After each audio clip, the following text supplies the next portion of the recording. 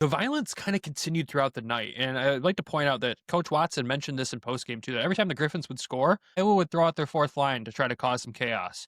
And credit to the Griffins for not getting sucked into it and still imposing their will. It was a physical game from Grand Rapids, and they still end up coming out with a win. And it was a tight game, obviously a 3-2 win, but to not fall into the cracks of what they were trying to do was good. I do not like the amount of penalties Grand Rapids took in the third period. It was about 6 straight minor penalties, but I also don't like about 60 to 65% of the calls that happened out of those 6. They were questionable with all the other stuff that was happening on the ice.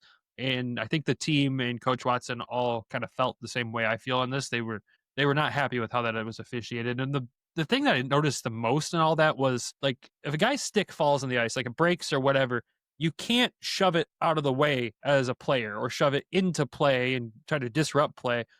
And Iowa was doing that left and right all night long. Gyro loses his stick at one point and it gets shoved into the corner by an Iowa forward.